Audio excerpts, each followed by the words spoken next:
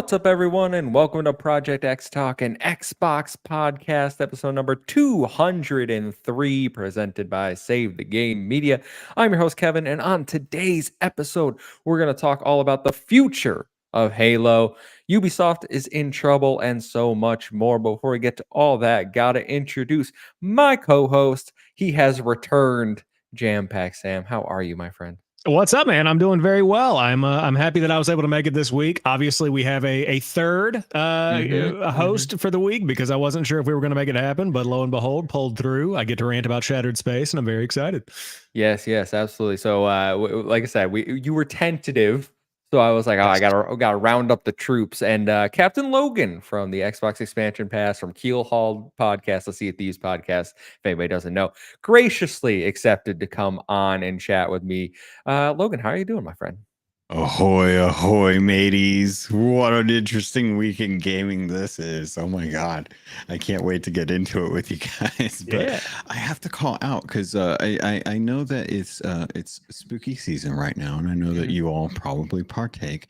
And I happen to notice two very large, beautiful black screens in the background there. And I'm kind of wondering, gentlemen, why don't you have some sort of Halloween-y style thing in the background while you're recording this awesome podcast? It's a fair question. Typically, the only thing that I ever put on this TV, this is actually my fiance's old TV from before I moved in. So I had a better TV, and this is just a 1080p, like 2015 kind of joint. Yeah, and it gets the job done. Yeah, it's fine. I typically throw up the Yule log around Christmas time. That's my Yule log TV. So maybe I do need to get into the Halloween spirit and throw something up back there. Just trying to make it a trend. For me, and this is going to sound, listen, all right, I may have some tendencies that I share with your co-host, okay, Logan, if you know I'm picking up, I'll put down, okay. I love you, Luke. I am so paranoid about anything happening to that TV because that TV costs like $1,400 that I'm like, don't touch it. It has to be clean at all time. Like, I am crazy paranoid about that TV. That is the only reason. Fully echoes the whole idea of like, don't leave anything too long on the plasma or Dad will beat you. I don't do that. I literally, like, if I have to run downstairs, I'll turn the screen off and then I'll just turn it back on when I got. That might be a bit crazy. Extensive. Maybe it's a little bit extensive. I don't know. You know, so some say I have some habits, but who knows? Listen, I will say, if you go outside this room downstairs, fully Halloween decorated. We got spider webs on the wall. We got lights everywhere. Skeleton, like, we do the Halloween, just not in this office. I appreciate it. Well, everyone, thank you for joining us. I see a lovely chat here. We got Rick Davis, we got Spam, we got Silkenet, Ellery Woods Parker, Nissa. Everyone, if I miss your name, happy to see you hanging out with us here every Thursday on youtube.com/Save the Game Media. If you can't catch us live, it's every Friday morning on your favorite audio platform of choice. While you're over there, make sure to drop us that 5-star review. We really do appreciate it. If you want to support us even further and get early audio access to all of our content and exclusive bonus content like the most recent host versus host Jeopardy trivia that went up over the weekend, you can go over to patreon.com/Save the Game Media. Choose the tier that's right for you, like our current Patreon supporters. So thank you to Fabulous Brianna, Brianna's mom, Brianna's brother, Lindsay, Nikolai at Night, Cypher, Primus, Brendan Myers, Marcus O'Neill, Lillian, Mimi J, David Hotright, Dave Harp, the Xbox Expansion Pass, Alpaca Tom, Lee Navarro, Silkenet, Ellerwood Parker III, Chad, Shelby Macy, and Rick Davis. Thank you all for your support. We appreciate each and every one of you. And my last piece of housekeeping before we get into this fun gaming discussion, Extra Life is coming up. We are less than a month away. I'm going to be plugging it every single show. We are raising money for the Stollery Children's Hospital. If you want to donate, the link is in the description down below. Our goal, I'm hoping to beat our $1,000-something that we raised last year, and we have some awesome prizes to do it. So if you want to win our grand prize of an Xbox Series S with 3 months of Game Pass, donate $10. Every $10 gets you an entry towards that. We're also giving away some games, Astrobot, Dragon Age the Veilguard. We got games to give away. So if you're interested, link down below. Appreciate all the support that you could give us, whether that's before game day or during our 25-hour live stream, November 2nd. But that is all I have for Extra Life. Guys, why don't we jump into what you've been playing? And Logan, you are the guest, so as usual, you're going to start. Okay. Well, it's been an interesting week. I have been grinding like crazy on Sea of Thieves, but not like proper pirating, like fishing. And it's a little ridiculous, but I'm almost done. But I'm enjoying that. Outside of Sea of Thieves, I've been diving into Starfield, Shattered Space, just a little bit, trying to get my feet back wet with that. But I think the most time that I've spent has actually been in Diablo, Vessel of Hatred, and that has been very fun playing with the Spiritborn now. Okay. I haven't dived in. I'm probably gonna wait for a sale on that one because I thought the expansion was a little pricey. But Yeah. Spiritborn, you're rolling a Spiritborn? Yes, and I've been playing around with the a couple of the different specs, and I think I've kind of landed on Centipede for now. That is like a lot of fun and messy. So I'm definitely feeling a lot of like the old kind of witch doctor vibes coming in from like Diablo 3, mixed with like a little bit of the monk. And it's like it's interesting, it's unique, and I'm actually really digging it. I think they did a good, and they've changed so much about the game that it really does kind of pull in, I think, a lot of what worked really, really well with Diablo after the Malthael update that I'm totally blanking on what that expansion was called, but they've fixed it a lot. Like Diablo now feels a lot more Diablo-like than what they were kind of grandiose thinking would be fun with Diablo 4 when like it first launched. Like now it feels like, okay, this is proper Diablo, like stuff that I'm used to with like Diablo 1, 2, and 3. That is awesome. Yeah. I got one question because I Mm. see someone else is playing Vessel of Hatred, and I do want his thoughts on the expansion. Can you guys just say the word Jaguar? I want to know how you pronounce this because I've heard some people butchering this over the last few days. I mean, I say Jaguar. That's how I say it. Yeah, I say Jaguar. Yeah, I say Jaguar. Yeah. Yeah. Okay. But I've heard some Jaguar, and I'm like, what are we doing, I feel guys? like the What's going Jaguar on? is the European version of that, where it's the Jaguar in the forest, you know. Yes, absolutely. Well, Sam, you've also been playing Vessel of Hatred. How are I you have. feeling about it? I'm also really enjoying it. So my history with Diablo doesn't really go back nearly as far as like what Logan was saying. I started playing in Diablo 3, but like I bought the Reaper of Souls like a year before Diablo 4 launched. Like I'm not I haven't gotten deeply into it. I thought that was what it was, but I wasn't confident enough to be like Reaper of Souls. Nope. Yep. But I played a little bit of Diablo 3, then I really got into Diablo 4, and it's been kind of like one of those games where I come back to it on the seasons that excite me. And like I don't, have the depth of knowledge to explain why I'm enjoying it as much as I am, but like the changes feel good. I'm enjoying the way they've kind of refinagled the world tier system. I feel like that's a smarter way to do things. I'm also rolling a Spiritborn. Shout out to Xbox. They gave me a code for the Ultimate Edition of Vessel of Hatred. So I've been playing that thanks to them. And yeah, I mean, the skins are cool. The Spiritborn class is neat. I like toying around with like all of the 4 different sets of abilities that are baked into one class. I think that's a really neat idea. So I'm glad they didn't just go with the standard paladin like people were probably hoping / expecting them to go. This feels much more unique. I like it. That's awesome. Yeah, listen, I love a paladin class from the older Diablo games, but I'm always I always go back to my tried and true barbarian. Like that's at the heart of. But my second character in Diablo 3 was a monk, and I really enjoyed that. So hearing that they're kind of similar, like gets me more excited. Like maybe I roll a Spiritborn when I eventually get into this expansion. Yeah, it's definitely worth picking up, especially on a sale if you want to get into it. I will say, like, I love the narrative so far. I think the characters are really interesting in the way they're kind of like baking a deeper. I feel like it's almost a little bit deeper than the single player campaign was, and maybe that's just like a recency bias thing for me.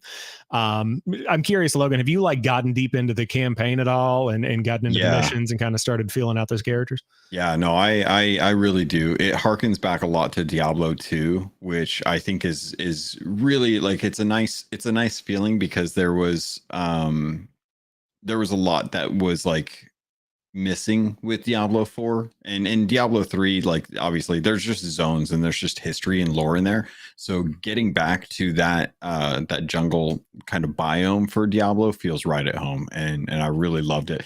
The story is kind of what I expected, because it again kind of pulls me back to Diablo 2 and what they did with the Wanderer, and just kind of like following the, it's like following the path of chaos as you're watching someone try and carry this soul stone with them, and just knowing like there's just carnage left behind in the wake. And it's been fantastic to see them really call back to that.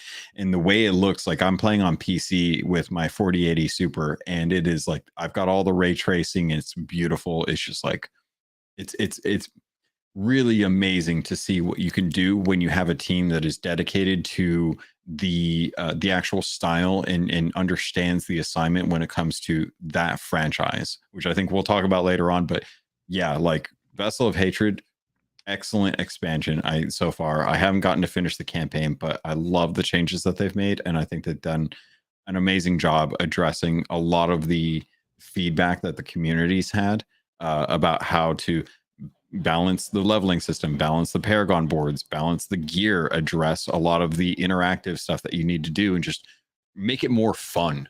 In the Spiritborn class, I genuinely think you're going to really enjoy the Spiritborn class, especially if you go with the Jaguar like spec, or the, what is it, the bear spec, I think. I can't Gorilla. remember what the gorilla. Yeah.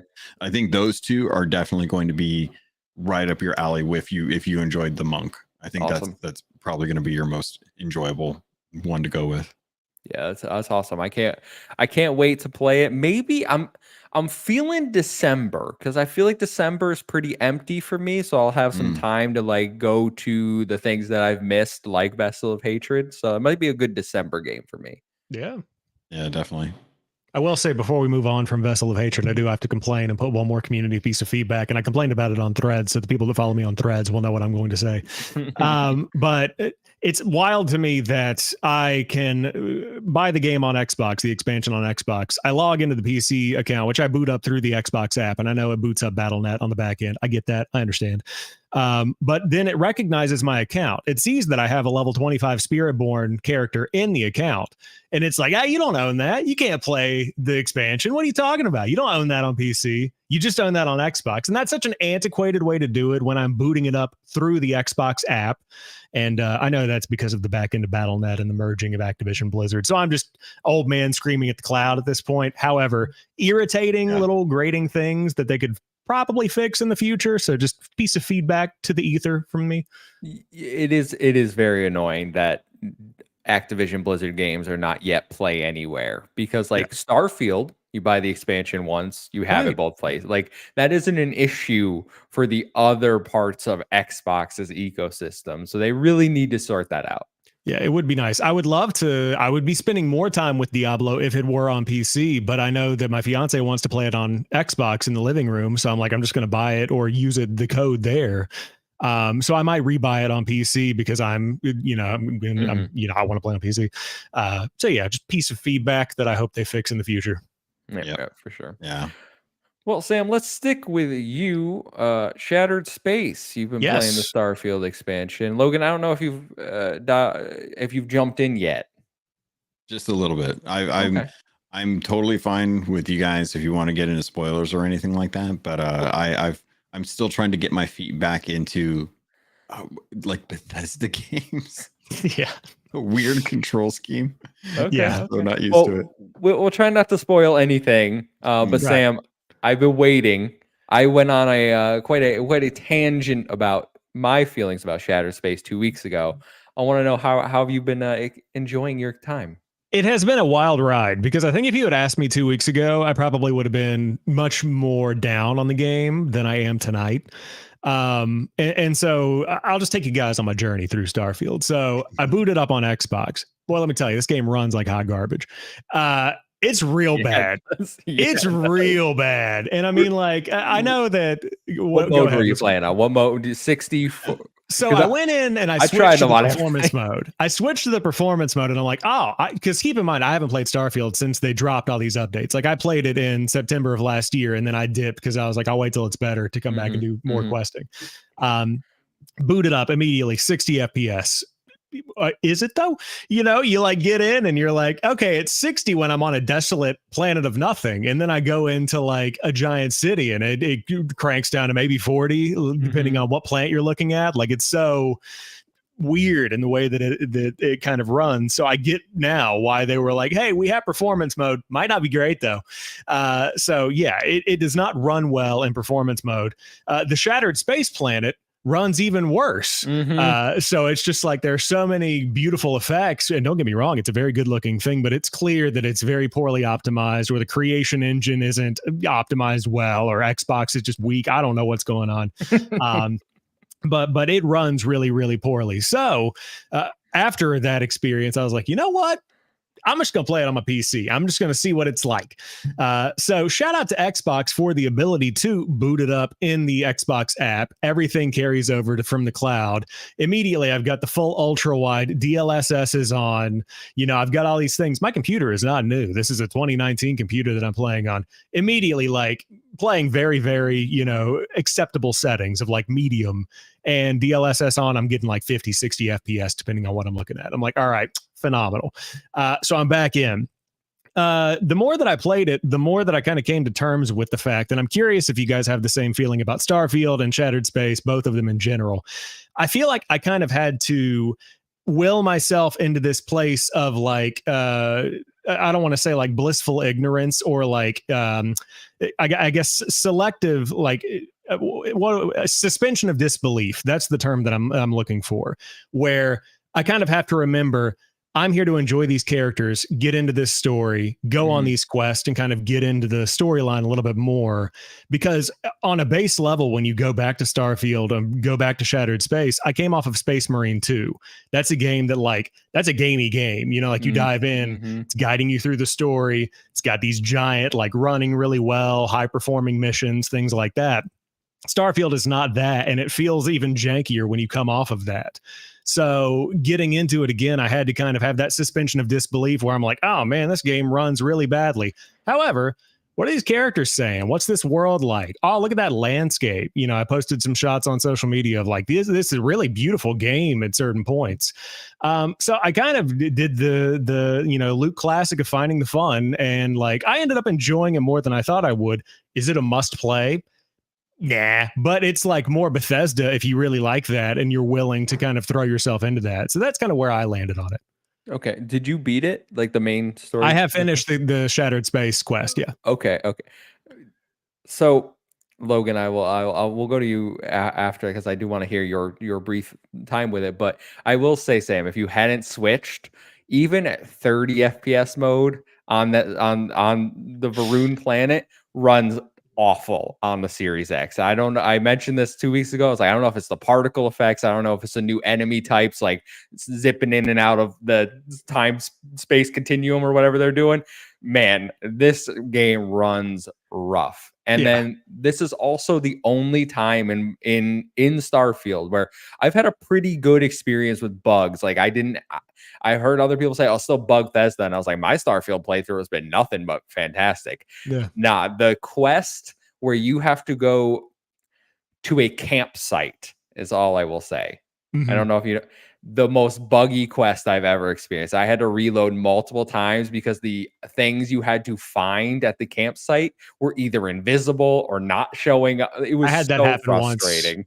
Yeah, I had that happen once on PC, and the section of the game that I was like, okay, even on PC, this is real bad.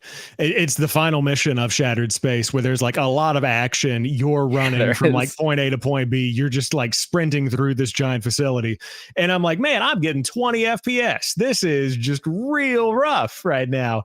But I hope that much like Starfield, it gets better over time because the game has improved since day one. And kind of the side effect of me going back to Shattered Space is I jumped in and I was like, oh, you're recommended to be a level 35 to play the expansion. I was a level 34. So like as I get into the missions, it kind of scales up to where you've got like level 44 bugs and stuff you're like trying to take out. So I went back, played some of the base game, got a couple of quests in. So now I'm kind of like, I'll toy around with a new game plus as I have extra time.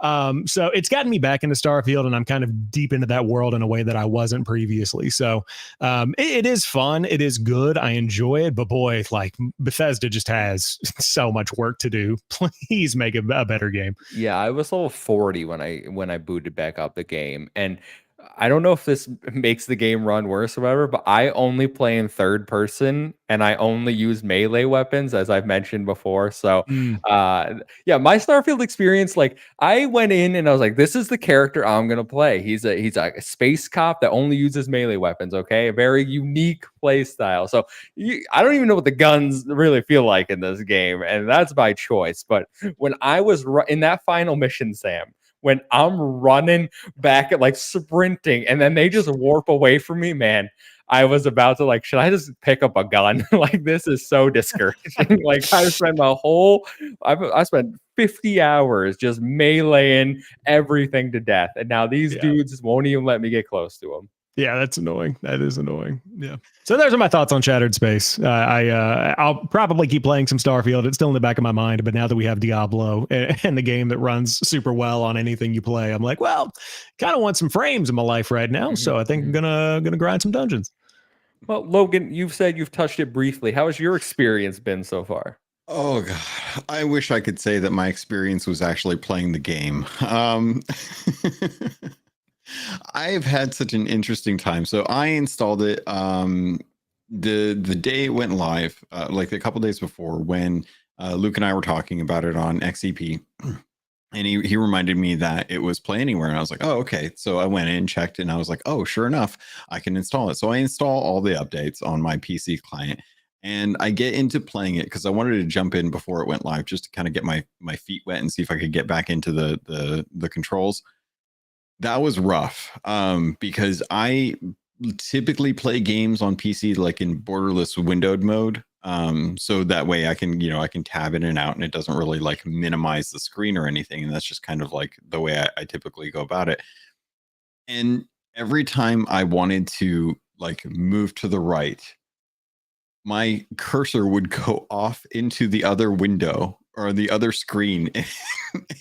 And I would press a button and it would start clicking on windows in that screen while doing stuff in the game. And I'm like, this is ridiculous. So I would have to switch it to full screen mode and just have it locked in there. Then it was a matter of like trying to get back into the controls. And I don't remember where I was, but I knew I had to go somewhere else to kind of kick things off. I forgot how to fly. So here I am crashing into like asteroids and stuff, and like my shields are down and I have like 10% health on my hull. I have no hull like repair kits at all. And I'm sitting here like, what did I set myself up to when I was doing? Because I came back into the game and I'm on a ship and people are having a party and they're like, do you want to turn on 0G? And I'm like, what was I doing? I have no memory of this place. I feel like Gandalf, like in the middle of the mines, just like, I don't know what to do. Yeah, so, there is definitely a level of like, once you get back into any Bethesda game, like if you boot up a Starfield or a Skyrim playthrough, you're like, oh wow, what was I doing 5 years ago? It's the same thing with Starfield of like, last September, where was I at this point in time? What was I doing?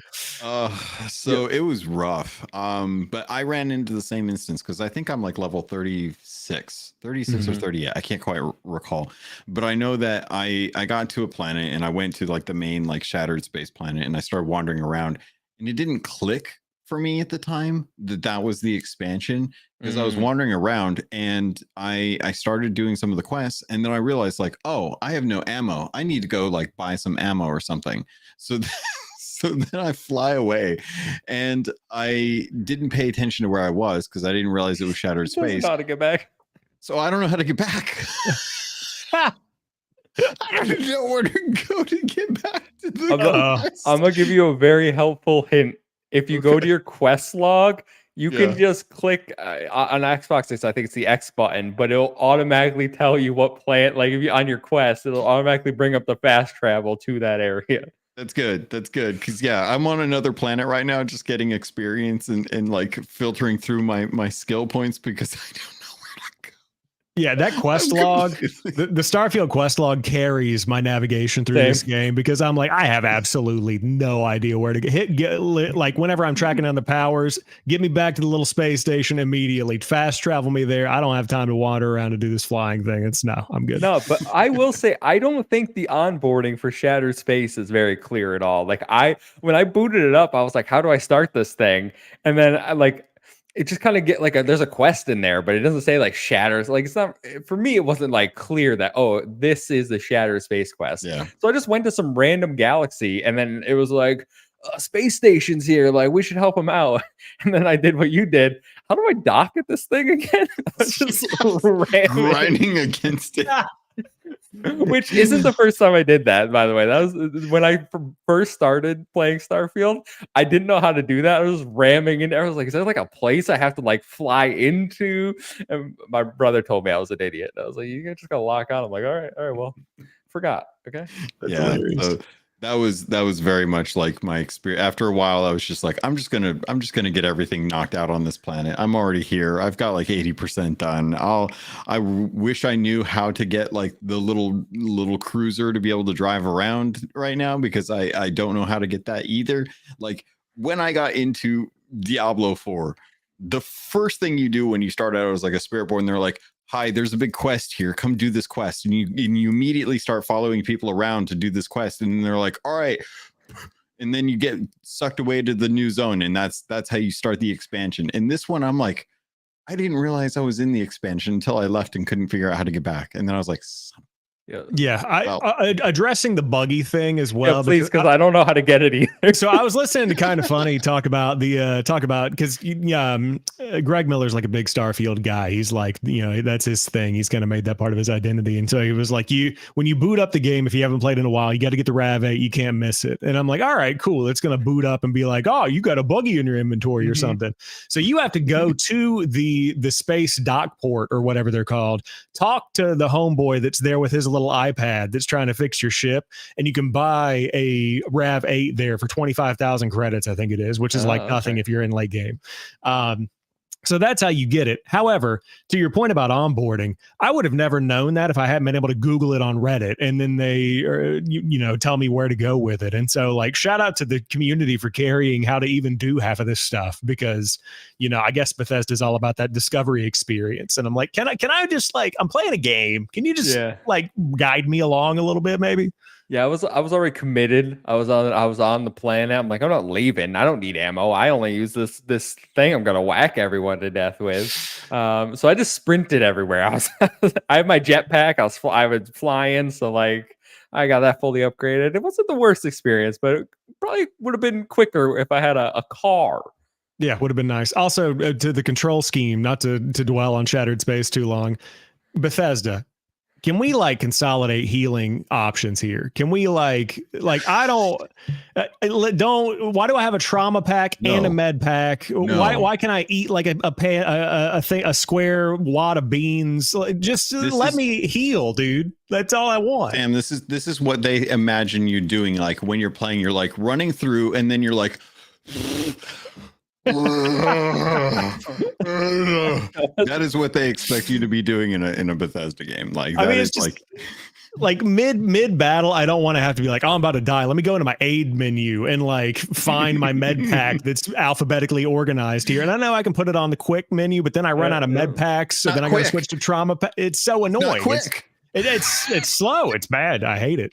Since I only use since the only weapon in my inventory is always just one melee weapon, my entire quick menu is just healing. That's smart. That's smart. So no matter what direction I click, I'm ready to heal. You're just like D-pad. Just smash the D-pad. 8.5 all the time. Mongo need to heal. Yeah. Starfield. Good times. Good times, Starfield. Yep. All right. Well, I will round us out real quick with a little game. I don't know if you guys have heard about this one. Some are calling it Game of the Year. All right. And reviews dropped this week. I think it's sitting at like a 92, 93. Metaphor Fantazio. So not technically out yet. It comes out tomorrow. But hear me out, everyone. If you play on Xbox and you switch your location to New Zealand, you could have been playing this morning. I've been playing since 7 a.m. And you know, not straight because I have work. But I'm in New Zealand now. All right. So I've been playing. I just finished the first main dungeon after the prologue demo.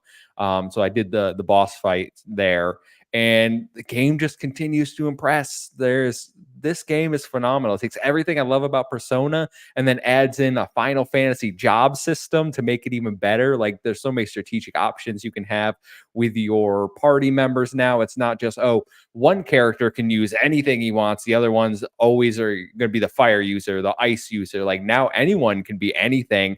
And the way they set up dungeons is super interesting because before you go into a dungeon, you get told, hey, you should go check with the black market informer, and they'll tell you some information that'll be useful for this dungeon. You go there, he's like, yeah, so if you go in as a mage, the enemies are going to wreck you, all right? Like, I'm telling you straight up. So this is what you should do. So it kind of gives you helpful hints, like the enemies in here are weak to light, so if you have a healer, maybe bring them in. If they're weak to physical, maybe switch to a melee class, stuff like that, which I think is very useful, and I can't wait to see how that evolves as we go further, because I bet there's going to be like a mix of enemy types, and you're going to have to take a skill from one class, put it on another. This is the kind of stuff I love. Very, very strategic, very JRPG driven. So yeah, I'm loving Metaphor, guys. And I know you're both obviously gonna be picking it up tomorrow. Yeah.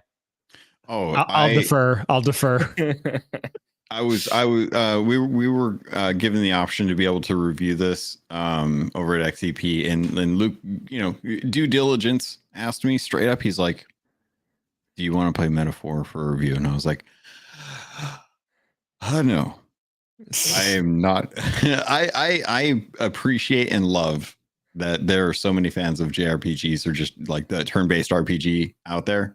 And I will 100% stand behind Metaphor and Atlas as a developer, just saying like, yes, these are great games. I don't have to play Persona 5 to know it is an exceptionally amazing game. I cannot put myself through that. 87 hours took me to platinum. All right, most 100 to 150. Okay, that's all I'm saying. Yeah. Yeah, I'm also going to gratefully, you know, bow out of that one. Today during my commute, I was making up names to make fun of it tonight, like simile refinaglio, and like, you know, just fun ways to just make fun. Octopath Traveler now has competition was another one-liner that I had in my mind as worst titles in history. I will say, not a great title. Not like you're trying to market this. Not very good. Yeah, I mean, it could be better. Yeah, this is for the weebs out there. Like I think, yeah, my whole thing about this game is that I am incredibly interested because I feel like this is one of the first examples of Xbox going all in on marketing. Like you've got, you know, giant billboards, a lot of like physical, you know, marketing going on, and then I haven't seen a ton of digital, but I've also been busy with like life, so I haven't actually been online that much. But this is like the first example of them really being behind something that typically would not be considered like an Xbox first property. And I'm very interested to see how, as a game that's not on Game Pass and is very heavily marketed as an Xbox game, does this perform well? Do people support it on Xbox, or does it still keep the trend of like, no one's playing this right now, or like, how does it buck that narrative of Xbox not being the home for JRPGs, even though they're trying to be? I'm very interested in that. It's funny, and I don't know if you guys saw this news article, but it was I forget who put it out, but it was like PlayStation players are upset because they think Metaphor is a Xbox exclusive, and I was like, we're writing articles now because people don't understand marketing. Like they don't understand marketing deals. Like nowhere does it say it's an exclusive. No one has ever made that claim. It's just Xbox is like, hey, we have this game coming to our platform too. So I don't know. I thought that was a really like unnecessary article. There are a lot of those these days. A good many of them, in fact. What are you talking about? That's weird. No. I feel like I just saw one too. I wanted to bring up on the show, but I can't remember. Every time I open Facebook, it's just Tweaktown writing some garbage, and it's just like the worst bait headline that I've ever seen in my life. And like, I get it, you're making money, you got to put bread on the table. I know what you're doing, but like, come on, dude, this is not helpful. Oh, I know what we're gonna talk. I'm gonna bring up one, and when we get to the news here in a second, because there's been some headlines. I don't know where people are getting this from, but I got to talk about them. So I'm excited. why don't we jump into the news? 35 minutes into the show, the future of Halo has been revealed. So Sunday night, ahead of the final match of the 2024 Halo World Championship, 343 Industries dropped an Xbox Wire post and a huge announcement regarding the future of Halo. Halo is, quote, entering a new dawn. But what does that mean? Well, all future Halo projects will be developed using Unreal Engine 5. Studio head Pierre Hintz, I believe, Heinz, yeah. Heinz, states, quote, switching from the studio's proprietary Slipspace engine to Unreal is a key part of our changes. Previously, we needed a large portion of staff simply to develop and upkeep the Slipspace engine. The engine isn't the only thing that's changing, however. The studio will now be called Halo Studios, and they also state they are changing the internal studio culture, workflow, and organization. The team says they currently have multiple Halo games in development. So we'll talk about the games after, but I want to get everyone's initial reaction. Sam, I'm going to save you for a second because I know I was like, man, I wanted Sam on this show real bad this week because he's the Halo guy for me. Logan, what did you think when you saw the announcement going to Unreal 5 future Halo? I was watching the finals. I was very invested to kind of see like how the loser bracket was going to pan out. I put all my money, all my bits behind Space Station Gaming, and knew that it was going to work out for me. So I was watching, kind of figuring out, and then they were like, "Oh, hey, we're gonna have a special announcement from the studio." And I'm like, "Gents, I'm still getting my Twitch drop, so push it out as long as you need to. That's totally fine. You got time for this." So I was watching the announcement like as it was happening, and I was like, "Wait, they're rebranding like everything, like they're going to Unreal. Like this is what I've been wanting for Sea of Thieves for a while. Like I've been telling people, like they just need to get onto Unreal. Like they just need to move away from some of these like specific types of like engines that you hire people into. And yeah, most talented people could probably pick up an engine, but most schools are probably teaching Unreal. Mm-hmm. And if you're going to hire talent into your studio, it's easier to get them into a engine that they're already familiar with and that is already being developed and used by other major AAA franchises. Not to disparage people from using your own engine. I'm just saying there is a language barrier that has to be taught when bringing in new talent into studios. So watching them go from 10 years of developing the Slipspace engine, going just ditching that completely and going straight into Unreal 5. I'm like, the coalition is doing something that is impressing everyone right now. That has got to be the mentality in my mind is like, this is great. There is something that Microsoft is seeing over at the coalition that gives them confidence in Unreal Engine 5 to say like, hey, maybe this is something that you guys want to tease around with it. Sea of Thieves has been operating on Unreal Engine 4 for a while. Same thing with other games in the franchise. Like we don't necessarily have to continue investing in Slipspace Engine if there's an easier way to get some of the performance and stuff that we're seeing with Unreal Engine 5. So when this happened and they started to show off like all of the fantastic stuff that was going on, I was like, I think we're here. I think everyone's catching on that Unreal Engine 5 is doing stuff that a lot of people want to do. Mm-hmm. That's already baked into the engine itself. Like Lumen is fantastic. The geometry tessellation is fantastic. MetaHuman is going to be really impactful for conversations. If Bethesda could get a hold of Meta in Unreal Engine 5 and like port Starfield over to that, I think conversations would be a lot more natural in their look than what they currently are. unless you get a bunch of mods. But yeah, it's really awesome, and I'm very interested to hear what you guys think about them rebranding the name from 343 to just Halo Studios, because that seems like an interesting marketing choice in my mind. Yeah, well, I'll throw it to Sam first to address that. I mean, obviously the announcement, the rebranding. So, how are we feeling, Sam? I'm feeling good. I was actually in my closet. I was looking for my space station gaming foam finger that I got from the Halo Charlotte Major last year, because I was whipping that around over the weekend. So, but I couldn't find it, unfortunately. Sorry to let you guys down. However, the font is in Comic Sans. It's great. Very high quality item they gave out.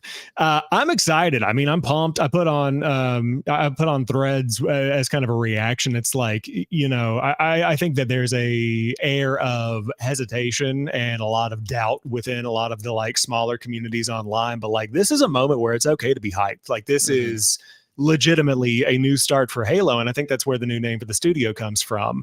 343 has so much baggage tied to it, whether it's warranted or not, that the larger teams that are working on it might not feel accurately represented by the reputation that that name has online, because so much turnover has come, so many more people are working on it in different ways now, that the Halo 4 team probably looks largely nothing like what the next Halo team is going to be looking like. So I think the rebrand makes a lot of sense from the branding perspective. I think for me, this represents like 343 is now more than ever all in on the Halo. You know, that's kind of what they are as a team. That's what they've been as a team, but now they just say it in name. And so I like the way that it is kind of going directionally. And then I saw somebody call out that it looks like the Halo Studios logo is actually taking inspiration from one of the original test Halo logos that they used back in the late 90s whenever the game was coming together. So if that speaks to the energy they're bringing into this kind of rebirth of, we're going back to the origins as far back as like original logo concepts, and we're really looking at the roots of what makes Halo Halo to now form this next generation. I think that's super exciting. From the development perspective, though, like I'm not a game developer. I always preface that by saying like I have no knowledge of how the back end works. However, knowing what we know about 343, now Halo Studios, they're operating on this contractor schedule. And so much of the issue was that people were coming in, having to learn the engine, and then spending 6 months actually developing, maybe more than that, before their contract was up, and then a new round comes in. So ideally, if everybody is working with the same set of tools, which a lot of people that are probably working on other big AAA games are using Unreal, ideally this makes that contractor model work more for you, to where people can come in on board for a hot minute and then say, oh yeah, I know how this works. It's like riding a bike. You can ride any bike that exists out there if you know how to do it. So I'm hoping that, while I'm also not advocating for like a contractor based development cycle of just churning out, you know, talented people instead of keeping them for 30 years and making them part of your culture, if this is the route you want to go, it seems like this is probably the way to make a more consistent, high quality Halo game that's not a pain to develop for people. Yeah, I really like both your points about switching to Unreal and how that is being used to remedy a lot of the issues we've seen at 343. And one thing I've seen people, when they push back against this, like, why are people excited? I feel like that's coming from a place of ignorance almost, where they don't understand, like, hey, a lot of the old leadership is gone. Like a lot of the people that made the bad decisions for like Infinite's launch, for the last few Halo games, are no longer at the studio. And it seems like Pierre here, head of the studio now, really has an idea of what they want to do with Halo going forward. You know, he's over here stressing like Halo should be this visual showcase like it was on the original Xbox. It should be at the forefront of the Xbox brand. It's kind of how, when I listen to him talk, when I read his comments, I was like, he really believes in this IP. And if them rebranding to Halo Studios gets the entirety of the team, like, hey, we're behind this. We believe in not only one project, but multiple projects. That is exciting to me, because that is what people have been asking for a while now. Like, not just a mainline Halo game. Like, some of the best Halo games are these side games. Like, if you count Reach as a main Halo game, sure, but like Halo Wars has really good stories. ODST people love. Like, give us more of those type of titles. And I'm hopeful that we're now going to see that with multiple projects in development. But I want to talk about the multiple projects in development. In my mind, based on the footage shown, Halo Combat Evolved remake, it seems like a no-brainer. Am I out of left field with this? I mean, I think it's time. I definitely think that. I don't know if that's the first thing that they'll put out, but I can't imagine that's not on the table, along with something like Halo 3 Anniversary. I mean, that's something that people have been asking about since Halo 2 Anniversary. I think those are two pieces of low-hanging fruit they could definitely go for. Yeah, I'm with you on that. I as much as I'm not necessarily like a huge fan of remakes or remasters. I think that there's been enough time since the Master Chief Collection that you could probably bring that into Unreal Engine 5 and really pretty it up, and just give players an opportunity to really feel like what a world would feel like if it were realized from 2021 to 2024 or 2025, and really like showcase what that would look like. I'm hoping that that's something that I honestly like. For me, it always goes back to this idea of like, I have the content, I already have the game, I've got the Master Chief Collection. I would hope that they would do something that would kind of allow you to kind of tack this in, because I would love for them to go back to the Master Chief Collection, add in Guardians, and like really flesh out more of the MCC, because it feels incomplete at the moment, given that the whole reboot at Infinite kind of segregated a lot of what people were anticipating for what Master Chief Collection would actually be called. So I think it would be interesting for them to go back and really try to like remake each of the main three Halos to kind of round out that story, because I think 4, 5, and Infinite still stand on their own as real testaments to like what a game looks really, really good at like, it still amazes me that I'm pretty sure 4 was actually on the Xbox One or the 360. I can't remember when it came out. 4 was 360. 360, yeah. Yeah, like I remember playing through them and like going from 3 to 4 and being like, my God, this is the same generation. Like, this does not feel like this feels like a generational leap. And for whatever reason, like, they were just able to make 4 look so much better. Yeah, 4 is definitely one of the most impressive Halos. Not to get off, sidetracked by like just talking about old Halo games now, but 4 is like incredible. The skyboxes in that are like next level. It really did elevate the experience, and I still think that 4 and 5 Halo Master Chief armors are probably the best in the series, just from like my personal taste. I love the way the Master Chief looks. But also going back to like the Halo 3 anniversary thing, I mean, it's 2024 right now. 20 years of Halo 3 is going to be in 2027. If you have started working on that, I feel like it's not out of the realm of possibility to be like, okay, here's your 20th anniversary Halo 3 remake in Unreal Engine 5. I think that my question and my concern is like, I want to believe that Unreal Engine 5 is game developer clay and you can mold it into whatever you want it to be. However, we talk about Capcom with like the RE engine. I made a video on that, doing some research on that yesterday, just as like a quick short. And they specifically made RE Engine to make something that feels like it stands out from the crowd of people that are using the same engine. So I want to believe that the Halo Studios leadership team and the developers are going to be able to make this feel like a Halo game and develop its own unique identity that's not just, oh, this is a shooter that's built in Unreal Engine 5. And I believe that they can do that. But, to the point about like, show me, don't tell me about it. Like, I really want to be able to see this game in action that you're making, which will come with time. I think that's where people are really going to start believing in what they get to believe, because Halo trailer. That's when people start to believe, when they can actually see like, oh, they actually are doing this. Like, this isn't just talk. This is the real deal. Which is why I think that the safest bet would be a Halo 1 remake, but hopefully for the 25th anniversary coming in 2 years, right? Like, maybe do some big special thing, have an Xbox to go live, if Xbox even cares about that, because apparently all their special consoles are sweepstakes now. You can't just buy special consoles. But if you cut your teeth Unreal Engine 5 by making a remake of Halo 1, I think that is not only a safe bet, but like lets you learn the tools, get the physics right. Because if you don't nail the physics in Halo, you're gonna have a problem with the fan base. Like that is what people love: the sandbox, the wacky interactions between items, between vehicles. Like it needs to feel like Halo. It needs to maintain that same feel from Slip Space, but in Unreal Engine. Yeah. I think that also, and Logan, you could probably speak to this more because I know you've been playing more Call of Duty than me for sure over the past year, but it's like I think about Call of Duty a lot. And, you know, we always talk about how Halo needs to feel like Halo, which is true. Like I know there's an identity that comes with that. But like if I go back and I play Black Ops 1 and I compare it to what Black Ops 6 feels like here coming up, they have the same kind of vibe, but like there's a lot of evolution there.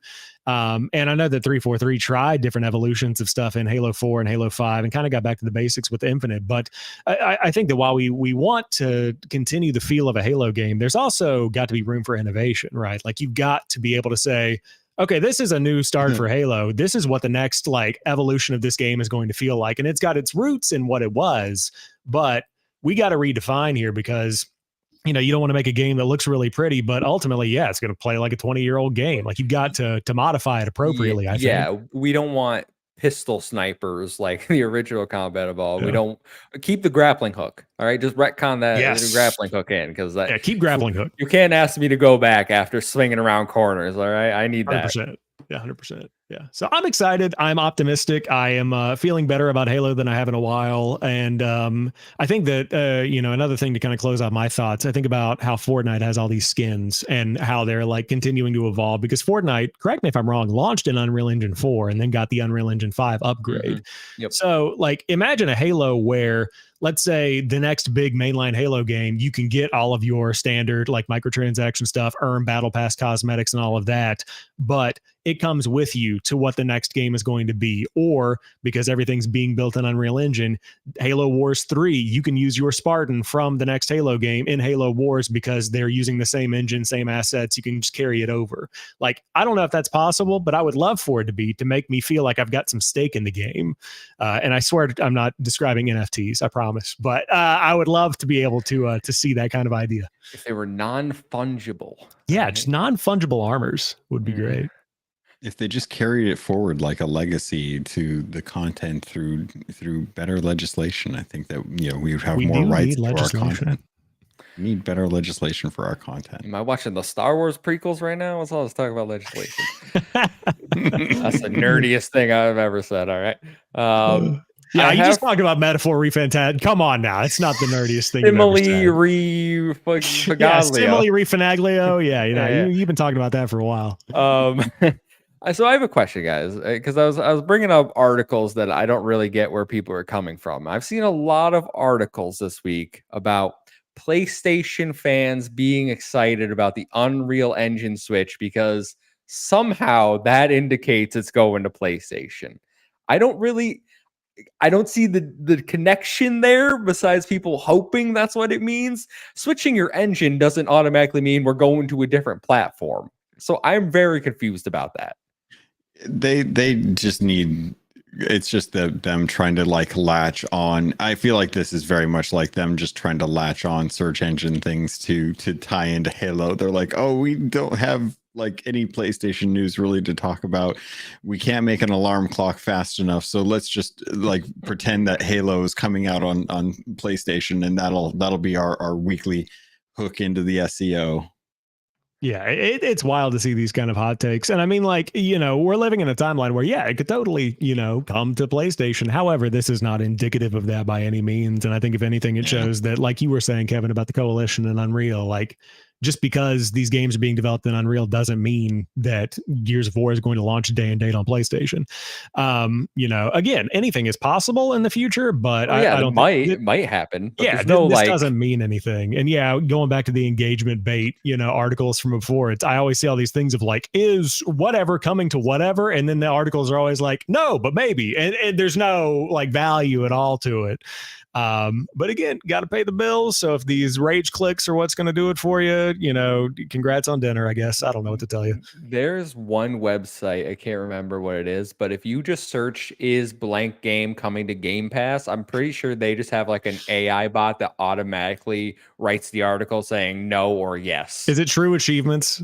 No, I don't think it's True Achievements. It's one of those, like, I want to say like Game Ran or one of those, like, Because I like True Achievements. I know Game I Rant's like done some True stuff like Achievements. I that. like True Achievements. Yeah, True Achievements is good. Now, admittedly, whenever you were talking about Metaphor, I literally Googled "is Metaphor Fantazio" on Game Pass, and True Achievements popped up, which is why they were top of mind. I'm not throwing shade. That's just what came up for me.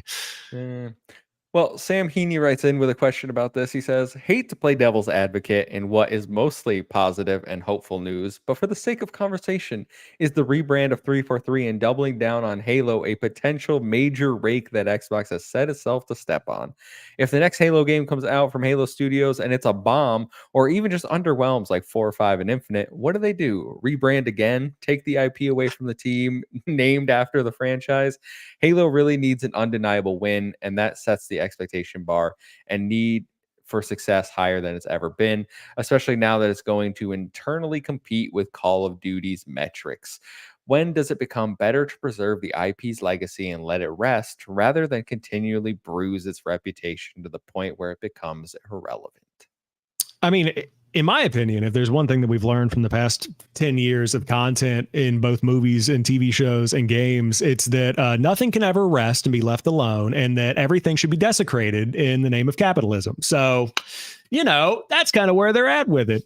My opinion is that this is all just positioning. I'm not going to be delusional and shove my head in the sand. Like, yeah, this could be not a good Halo game. There is a total world where that happens. However, I'm optimistic. I think it's going to be great. I feel like they're showing confidence, and I think that's what they need right now. It's kind of like how, games are announced way ahead of time to show confidence in the product. Elder Scrolls 6 is like announced 8 years ago or something. It's true. Showing that, hey, we are Halo Studios, we are Unreal Engine 5. Here is a really shiny Master Chief that is looking real good. Then that's going to get people excited to be a part of the team, to go work on Halo, to get excited about Halo, for investors to invest in Halo. All of that stuff is just positioning. So I think there's a world where it doesn't work out, but I think if anything, 343 was going to stay on it anyway. So you're not really changing course. I think this is just going to be a new era for it that could potentially turn out better. I guess I'm just more optimistic. I don't know. That's where I'm at. Yeah. I'm gonna say them changing the studio to Halo Studios to me speaks to Xbox looking to better market their studios as individuals. Everyone knows Rare, because they're the people that came out with Donkey Kong. They came out with Viva Pinata. They're the Sea of Thieves creator. You've got Playground Games as Forza's thing. Obsidian does their RPGs for them. Bethesda makes their Bethesda games, but 343 has always kind of been this weird nebulous thing. And unless Guilty Spark, or I don't know, maybe forget about Guilty Spark as a character, but 343 doesn't really exude confidence in Halo. It feels more of a kind of them saying oh, well, we know we're the overseers of the Halo franchise. Halo Studio says, hey, we're gonna make Halo games and you're gonna enjoy them because we're gonna be playing around with stuff that is widely used and tested in the industry. And for them to have a potential bomb with their next game would suck, but Halo Infinite is in a really good state right now. A lot of people have come back to Halo Infinite and realized they've done a lot to really kind of work out some of the issues. The content cadence is doing well. The game feels great. You don't always get it off right at the bat. Look at Cyberpunk 2077 was a terrible launch for the studio, but CD Projekt Red kept working at it, kept getting through some of the issues and some of the bugs, and then Phantom Liberty comes out and it's a killer expansion. So it's not to say that if something happens with the next Halo game that they should shut down the studio, fire everyone, give the IP to someone else, or just can it all together. It just means that they didn't quite hit where they thought that the community was going to want them to be when they came out with this game. As far as I'm concerned, the gunplay is going to be paramount because so many people are very particular about the gunplay in Halo to the point where there's call outs all the time whenever they do their flights, like this doesn't feel good, this doesn't feel good, this doesn't feel good, and they can like really articulate how the guns should feel. So as far as I'm concerned, the studio is very competent when it comes to that. It's going to come back down to how long is the campaign? Is the campaign have features that have been kind of paramount in a lot of the other Halo games? And can they stick to something that is as simple as Master Chief going and saving the day? If they can do that, I think they can replicate some of the things that 343 did when they first took over the Halo franchise back in 4, which I still maintain is one of the better Halo games out there. So it's funny you ended with that. That's a good transition to what I wanted to talk about, because everyone acts like 343 has put out unadulterated garbage, and it's just not simply the case, all right? Especially when you look at review scores. Halo 4, 87. Master Chief Collection, 87. Halo 5, 84. Halo Infinite, 87. I almost feel like Bungie, who was getting 97s, all right? You know how hard it is to get 97 these days? I almost feel like we all compare them to the Bungie games. And unless you're going to hit that bar, which is crazy high, how can they win? It almost feels like we're all expecting, well, they're never going to be Bungie. So, like, this game is worse than the old Halo games. And I don't think that's objectively true. Like, I'm not the biggest fan of 4, but that's purely story wise. And I didn't like the multiplayer changes. I would never sit here and say, oh, Halo 4 is garbage. It's my least favorite Halo. That is true. But I will like Halo 5. I thought the multiplayer was really good. Story was okay for me. I don't think it's the train wreck that everyone says it is. Halo Infinite, I think multiplayer was really good. They just didn't have the content at launch. And the story, I think, is really good. Like, the campaign is an absolute blast to play. Like, I was excited for DLC campaign content from Halo Infinite. Unfortunately, we never got that, but I saw the possibilities that were there, like the Arbiter arriving on the ring. Like, there were a lot of cool things they could have done with the Halo Infinite playground, the open world environment that they set up. And it doesn't mean that it's bad that none of these things happen. It just means that they didn't hit the heights that we all expect a Halo game to hit. Yeah, I would agree with that. Yeah, I think that I was kind of in an argument with somebody online about this earlier this week, and say what? How'd that go? I mean, I haven't won yet, but we're still fighting the war.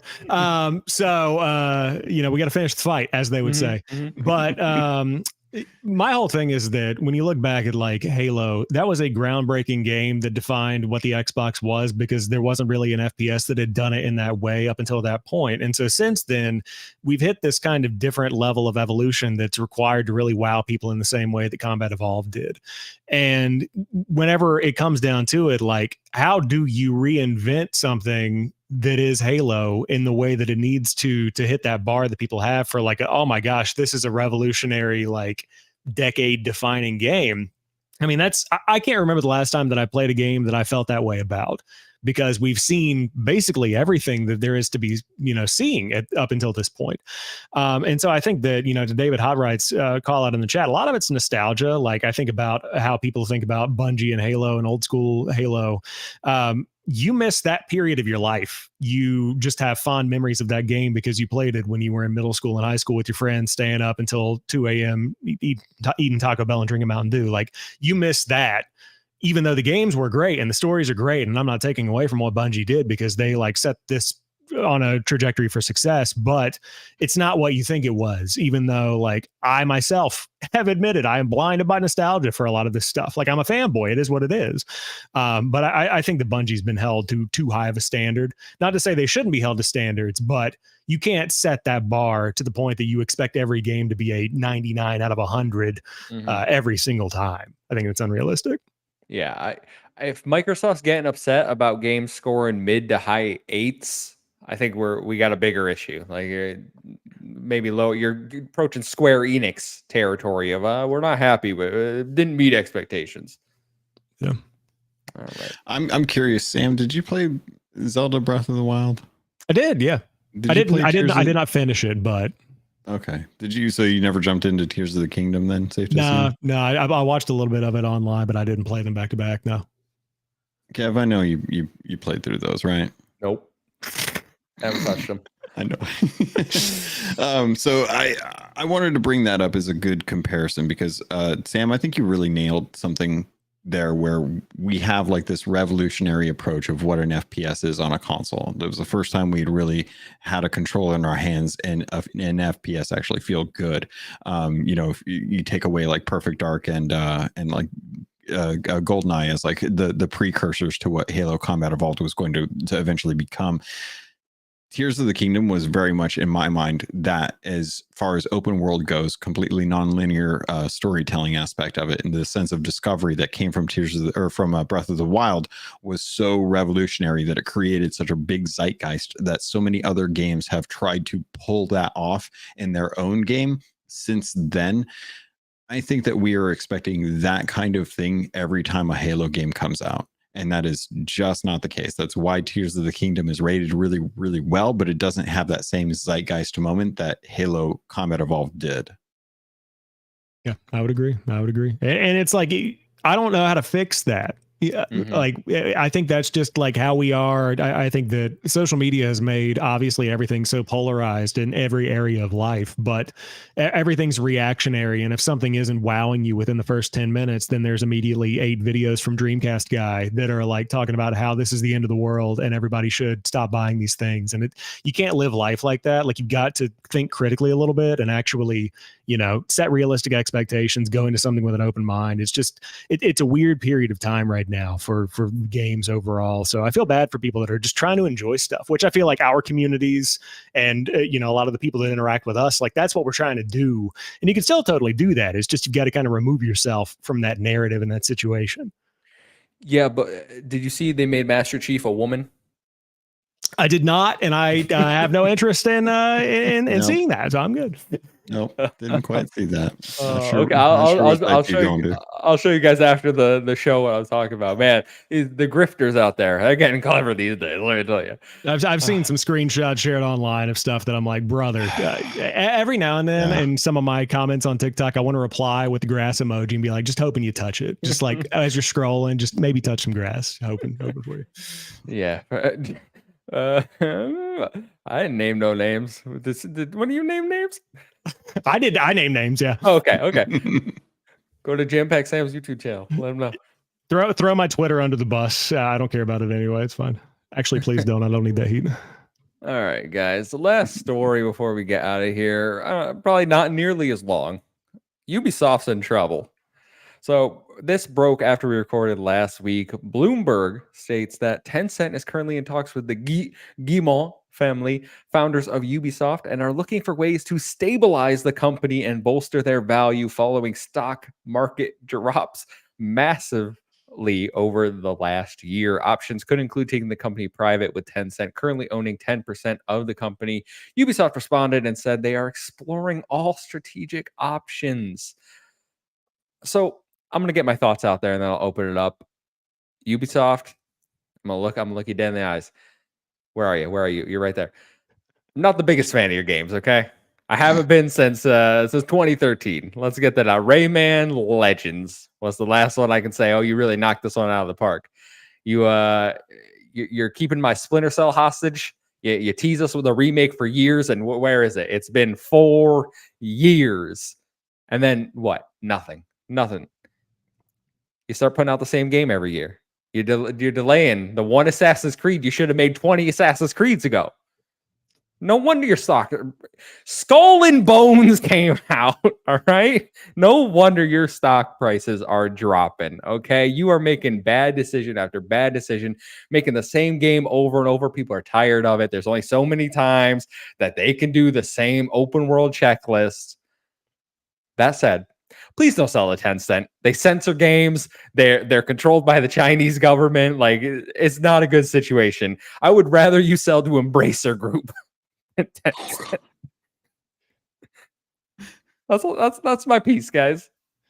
Yeah, I mean, what else is there to say about Ubisoft that hasn't been said, right? I mean, I have, in all of my years of playing games, never seen a company that's like fumbled this hard on so many things. And that's coming from somebody that I feel like I'm generally a fan of Ubisoft games. Like I love Assassin's Creed. I have a statue behind me of Assassin's Creed 3. I enjoyed Mirage, but it's like, I think that the way that I described it earlier this week in a video where I was talking about all this is that like somehow this generation and really the last generation too, Ubisoft came like they became the kings of like mediocrity, not in like a derogatory way, but it's like, you know, the sevens, like Ubisoft just lives there. And those aren't bad games, but it's like if you're putting yourself up against perfect example, Assassin's Creed Shadows against Ghost of Yotei, brother, what are we even talking about here? Like if you're a dude in high school that's got $70 and you're choosing between these two games, why would I go with Shadows? I mean, it's just like I'm sure people would because it offers slightly different things, but when you're looking at them at face value, Yotei is on like another visual level, even just looking at the trailers. Like you can tell that's just something else. And so if Ubisoft keeps playing in this space, they've built up this reputation of like, they're one of those big four that was on stage during E3. Like they have the expectation to be up there with Xbox and with PlayStation and with Nintendo. And I would even say like the EA is the most comparable, you know, one-to-one direct third-party competitor with them. They are living up to that. I mean, when you put out Outlaws, which is not a bad game, comparing that to what they did with Jedi Survivor, dude, it's a different scale. And I mean, like they've got to figure out how to really lock in and make something that elevates them to that upper echelon of where people expect games to be right now, because otherwise they're just going to keep being the kings of sevens. And it's like you can't survive in the way you need to survive at the scale you are if you can't continue to put out something that improves year over year, because it's been the same, like you said, for so long with maybe a fresh coat of paint. And that's my rant. I will jump in and say that I remember when the last time Ubisoft was threatened to be bought out by another studio or another company. Vivendi, and yeah. Remember when Vivendi was coming after Ubisoft? Yeah, I remember. And then Ubisoft started actually putting out some good content. That was the last time this all happened. So I am grateful for Tencent for bearing down on them like the giant beast that they are, because hopefully this will mean that some content coming from Ubisoft will be really, really well polished, because I think that's exactly what happened. They saw the feedback after Star Wars Outlaws, which I'm sure in their mind they saw coming out as like 9 and 10s. And when they started to actually see those review scores come out, they were probably like, oh dang, we done messed. And now they're looking at Shadows and thinking, we need to get this polished. Because I think that's the issue that I think Ubisoft has been having, is their monetization model is fantastic. They hit everything. They're like a content creator. They will stream, upload their VOD, cut it up, dish it out onto Shorts and TikTok and Instagram. They're everywhere when it comes to monetizations. You want a season pass, they got a season pass. You want just straight cosmetics, they'll give you straight cosmetics.